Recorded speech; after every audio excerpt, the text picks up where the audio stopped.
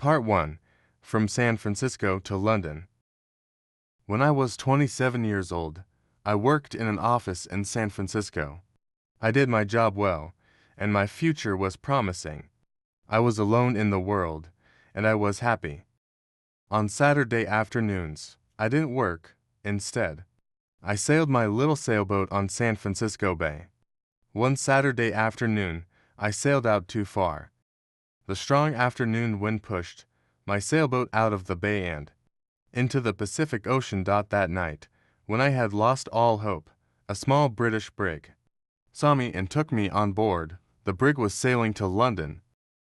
The voyage was long and stormy. I worked as a sailor to pay for my trip. When I arrived in London, my clothes were old and dirty. I had only $1 in my pocket. With this dollar, I ate and slept for the first 24 hours. During the next 24 hours, I didn't eat, and I didn't sleep. At about 10 o'clock the following morning, I went to Portland Place. I saw a child walking past, holding a big pear. The child ate one small piece and then threw the pear onto the street. I stopped and looked at it. I was very hungry, and I really wanted that pear. But every time I tried to get it, someone passed by and looked at me. I quickly turned in the other direction and waited for the person to pass by. I tried again and again to get that pear, but the same thing happened. I was desperate. I decided to get the pear and not worrying about the people who saw me. At that moment, a gentleman opened a window behind me and said, "Come in here, please." A well-dressed servant opened the door. He took me to a beautiful room where two old gentlemen were sitting and discussing something important. Their breakfast was still on the table. I was very hungry and stared at their breakfast. I want to tell the reader that the two gentlemen had made a bet several days before. I knew nothing about the bet until later. Let me tell you what happened. Part 2. An unusual bet. The two old gentlemen were brothers. For several days, they argued about a very strange subject. They decided to end their argument with a bet, as the English usually do. The following was the subject of the bet. The Bank of England issued banknotes of £1,000,000 each for a public transaction with a foreign country. England used one banknote, and the other remained in the bank. At this point, Brother A said to Brother B, "If an honest and intelligent stranger arrives in London without a friend and without money except for the £1,000,000 banknote, he will starve to death." Brother B answered, "No, I don't agree."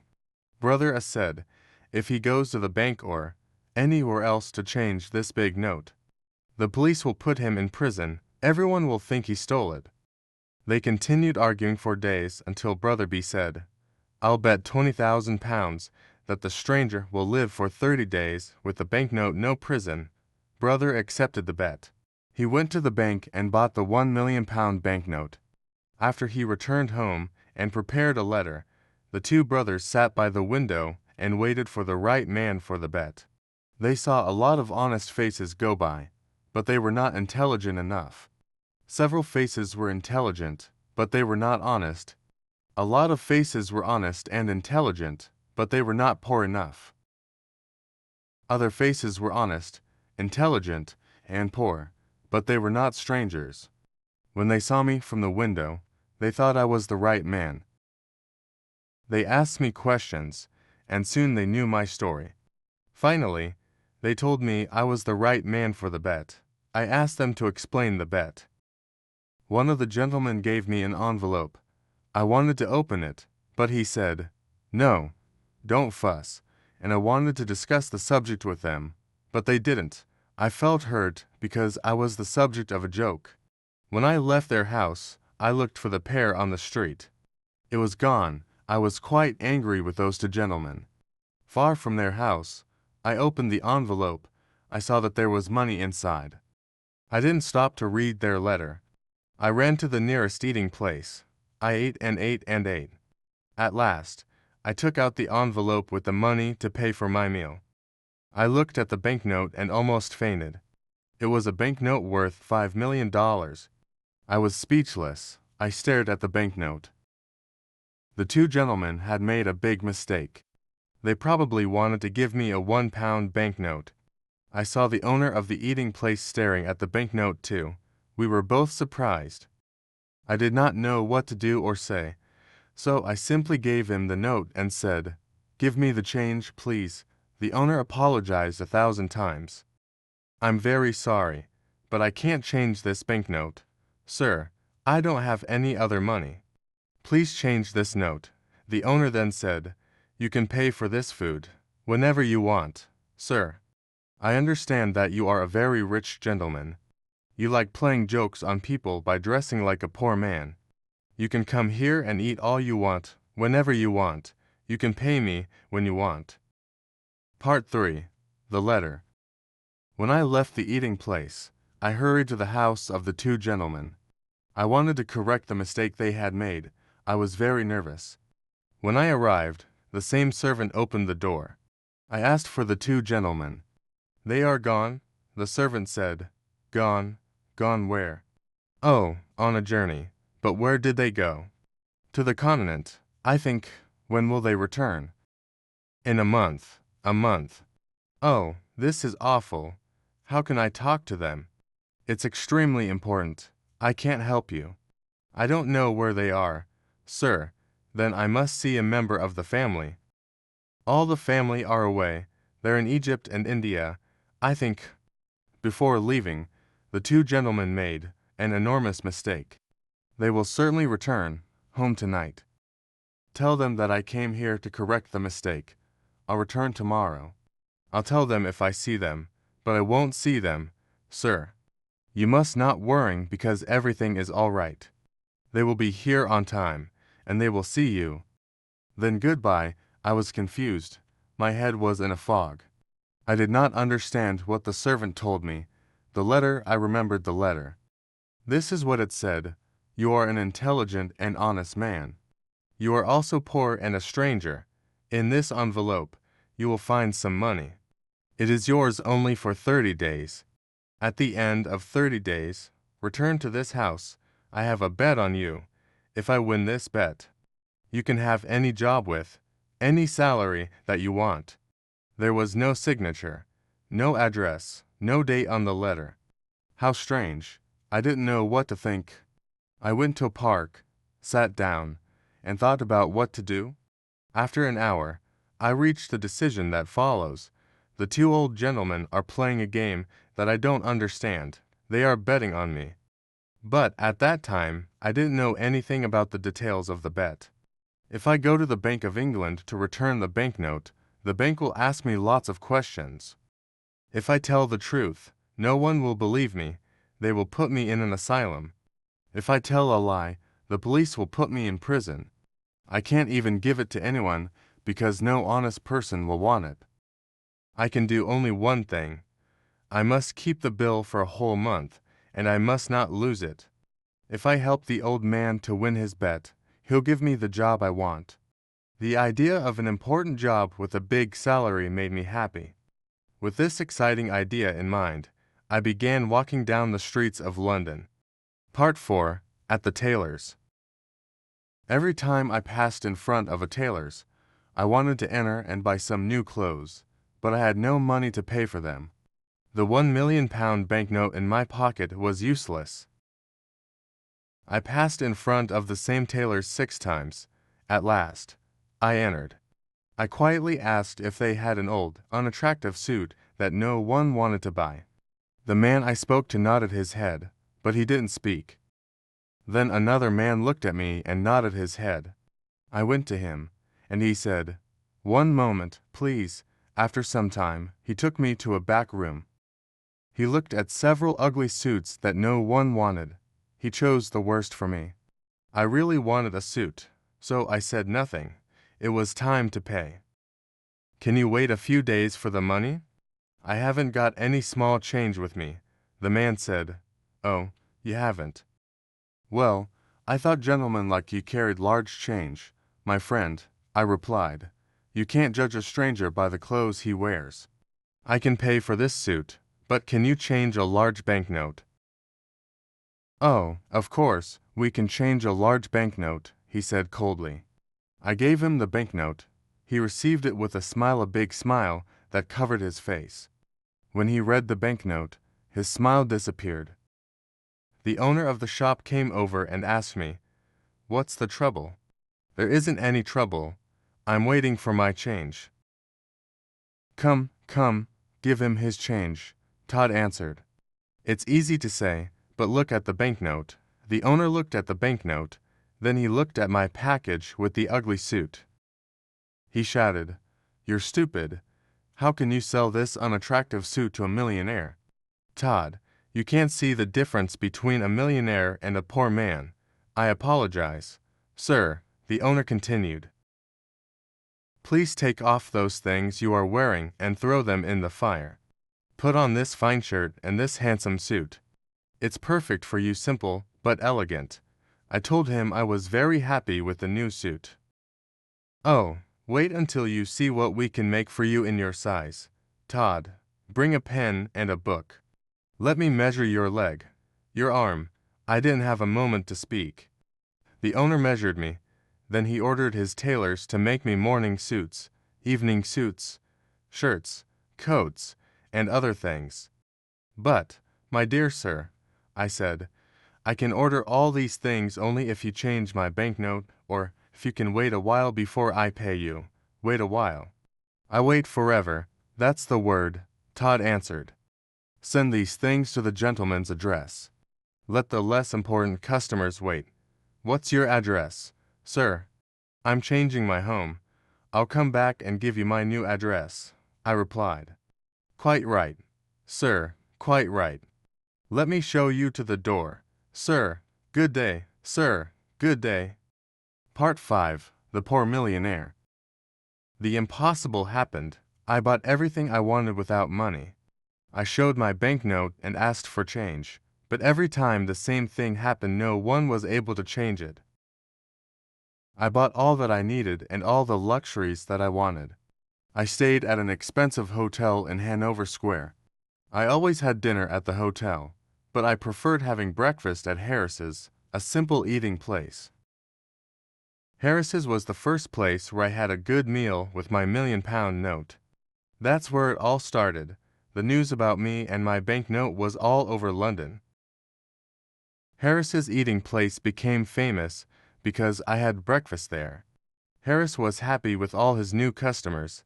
I lived like a rich, important man. I had money to spend. I lived in a dream.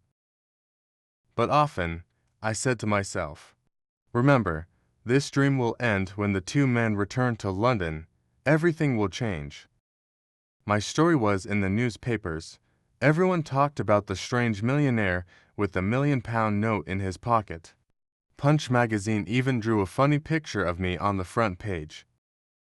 People talked about everything I did and everything I said. They followed me in the streets.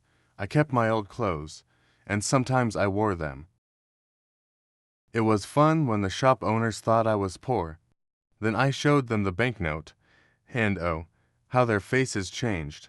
After 10 days in London, I went to visit the American ambassador. He was very happy to meet me. He invited me to a dinner party that evening. He told me that he knew my father from Yale University. He invited me to visit his home whenever I wanted. I was glad to have a new, important friend. I thought to myself, I'll need an important friend when the story of the £1,000,000 notes and bet comes out. I want the reader to know that. I plan to pay back all the shop owners who sold me things on credit. If I win the bet for the old gentleman, I thought, I will have an important job. With an important job, I will have a big salary. I plan to pay back everyone with my first year's salary. Part 6. The Dinner Parties. There were 14 people at the dinner party: the Duke and Duchess of Shoreditch and their daughter, Lady and Grace Eleanor de Bowen, the Earl and Countess of Newgate, 6 Count Cheapside, Lord and Lady Blatherskite, the ambassador and his wife and daughter, and some other people. There was also a beautiful 22-year-old English girl named Portia Langham. I fell in love with her in 2 minutes, and she with me. After a while, the house servant presented another guest, Mr. Lloyd Hastings. When Mr. Hastings saw me, he said, "I think I know you." "Yes, you probably do. Are you the—" "Yes, I'm the strange millionaire with the £1,000,000 note in his pocket." Well, well, this is a surprise. I never thought you were the same Henry Adams from San Francisco. 6 months ago, you were working in the offices of Blake Hopkins in San Francisco. I remember clearly. You had a very small salary, and at night, you helped me arrange the papers for the Gould and Curry Mining Company. Now you're a millionaire, a celebrity here in London. I can't believe it. How exciting. I can't believe it either, Lloyd. Just 3 months ago, we went to the Miners' Restaurant. No, it was the What Cheer restaurant, right. It was the What Cheer. We went there at 2 o'clock in the morning. We had steak and coffee. That night, we worked for 6 long hours on the Gould and Curry Mining Company papers. Do you remember, Henry, I asked you to come to London with me? I wanted you to help me sell the Gould and Curry gold mine shares, but you refused, of course. I remember. I didn't want to leave my job in San Francisco. And I still think it's difficult to sell shares of a California gold mine here in London. You were right, Henry. You are so right. It is impossible to sell these shares here in London. My plan failed, and I spent all my money. I don't want to talk about it, but you must talk about it when we leave the dinner party. You must tell me what happened. Oh, can I? I really need to talk to a friend. Lloyd said, with water in his eyes. Yes, I want to hear the whole story, every word of it. Thank you, Henry. You are a true friend. At this point, it was time for dinner. Thanks to the English system of precedence, there was no dinner. The Duke of Shoreditch wanted to sit at the head of the table. The American ambassador also wanted to sit at the head of the table. It was impossible for them to decide. So, we had no dinner. The English know about the system of precedence. They have dinner before going out to dinner. But strangers know nothing about it. They remain hungry all evening. Instead, we had a dish of sardines and a strawberry. Now it was time for everyone to play a game called cribbage. The English never play a game for fun. They play to win or to lose something. Miss Langham and I played the game, but with little interest. I looked at her beautiful face and said, "Miss Langham, I love you." "Mr. Adams," she said softly and smiled, "I love you too." This was a wonderful evening. Miss Langham and I were very happy. We smiled, laughed, and talked. I was honest with her. I told her that I was poor and that I didn't have a cent in the world. I explained that the £1,000,000 note was not mine. She was very curious to know more. I told her the whole story from the start. She laughed and laughed. She thought the story was very funny. I didn't understand why it was funny. I also explained that I needed an important job with a big salary to pay all my debts. "Portia dear, can you come with me on the day I must meet those two gentlemen?" "Well, yes, if I can help you," she replied. "Of course, you can help me. You're so lovely that when the two gentlemen see you, I can ask for any job and any salary. With you there, my sweet Portia, the two gentlemen won't refuse me anything." Part 7. A $1,000,000 Idea. At the end of the dinner party, I returned to the hotel with Hastings. He talked about his problems, but I didn't listen to him. I was thinking about Portia the whole time. When we arrived at the hotel, Hastings said, "Let me just stand here and look at this marvelous hotel. It's a palace. What expensive furniture you have. Everything you want. You are rich, Henry, and I am poor." His words scared me. I too was poor. I didn't have a cent in the world, and I had debts to pay. I needed to win the gentleman's bet. This was my last hope. Hastings didn't know the truth. "Henry, just a tiny part of your income can save me. I'm desperate." Hastings cried. My dear Hastings, sit down here and drink this hot whiskey. Now tell me your whole story, every word of it. Do you want to hear my story again? But you never told me your story. Of course, I told you my story as we walked to the hotel. Don't you remember? I didn't hear one word of it. Henry, are you all right? Drink at the dinner party. Oh, Hastings, I'm in love. I can only think about my sweet Portia. This is why I didn't hear your story before. Hastings got up from his chair, shook my hand, and laughed. I'm very happy for you, Henry, very happy, he said, smiling. I'll tell you the whole story again. So, he sat down and patiently started to tell me his story. To make a long story short, the owners of the Gould and Curry gold mine sent Henry to England to sell the shares of the mine for $1 million. Any money he received over $1 million was his to keep. Hastings' dream was to sell the shares for more than $1 million and become rich. He had only 1 month to sell the shares. He had done everything to sell them, but nobody wanted to buy them. Then he jumped up and cried, Henry, you can help me, will you? Do it. Tell me how. Give me $1 million, and I'll sell you all the shares. You will be the new owner of the gold mine. Don't refuse. I didn't know what to say. I wanted to tell Hastings the truth, but then an intelligent idea came to me. I thought about it for a moment and then calmly said, I will save you, Lloyd. Then I am already saved. How can I thank you? Let me finish. Lloyd, I will save you, but not in that way. I have a better way. I know everything about that mine. I know its great value. You will sell the shares by using my name. You can send anyone to me. Since people in London know me, I will guarantee the gold mine. In a week or two, you will sell the shares for $3 million by using my name, and will share the money. You earn half, and I earn half. Lloyd was very happy and excited. He danced around the room and laughed. I'm saved, and I'll never forget you, Henry. Part 8. Back to Portland Place. Next day, all of London talked about the shares of the California gold mine. I stayed in my hotel and said to everyone who came to me, Yes, I know Mr. Hastings. He's a very honest man, and I know the gold mine because I lived in the California gold country. It is a mine of great value. People were now interested in buying the shares. I spent every evening with Portia at the American ambassador's house. I didn't tell her about the shares and the mine. It was a surprise. We talked about our love and our future together. Finally, the end of the month arrived. Lots of rich Londoners bought the shares of the mine. I had $1 million of my own in the London and County Bank, and Lloyd did too.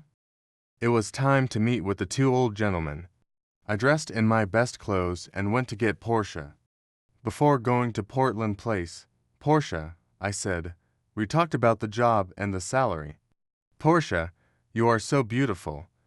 When the two gentlemen meet you, they'll give me any job and any salary I ask for. Henry, please remember that if we ask for too much, we will get nothing. Then what will happen to us? Don't be afraid, Portia. When we arrived, the same servant opened the door. They were the two old gentlemen having tea. They were surprised to see Portia. I introduced her to them. Then I said, Gentlemen, I am ready to report to you. We are pleased to hear this, said one gentleman. Now we can decide the bet that my brother Abel and I made. If you won for me, you can have any job in my power. Do you have the £1 million note? Here it is, sir, and I gave it to him. I won, he shouted. Now, what do you say, Abel? I say he survived, and I lost £20,000. Can't believe it. I have more to tell you, I said, but it's a long story. I'll tell you another time. For now, look at this, a certificate of deposit for £200,000. Is it yours? It's mine. I earned it by using the banknote you lent me for a month. This is astonishing. I can't believe it. Portia looked at me with surprise and said, Henry, Is that really your money? You didn't tell me the truth. No, I didn't, but I know you'll forgive me. Don't be so sure. You told me a lie, Henry dearest. Portia, it was only for fun. Come, let's go now. But wait, my gentleman said, I want to give you the job and the salary you choose. Thank you with all my heart, but I don't want the job. Henry, you didn't think the good gentleman in the right way. Can I do it for you? Portia? Of course, you can, my dear. Portia walked to my gentleman, sat on his lap, and kissed him on the mouth. Then the two old gentlemen shouted and laughed. I was amazed. What was happening? Said Portia. Henry doesn't want your job. I feel very hurt, darling. Is that your father? I asked. Yes, he's my stepfather, a dear man. Now do you understand why I laughed when you told me your story? My dearest sir, I said, I want to take back what I said. There is a job that I want. Tell me, I want the job of son-in-law. Well, but you were never a son-in-law before. Do you know how to do this job? Try me, please. Try me for 30 or 40 years, and if all's right, take a wife, Portia, and be happy. There aren't enough words in the dictionary to describe our happiness. When the Londoners heard the whole story of my adventures with the banknote, they talked of nothing else. Portia's father took the banknote back to the Bank of England and cashed it. Then he gave us the cancelled banknote as a wedding present. We put it in a picture frame and hung it on the wall in our new home. And so, I always say, yes, it's £1 million banknote, but it only bought one thing in its life the most. Please subscribe our channel.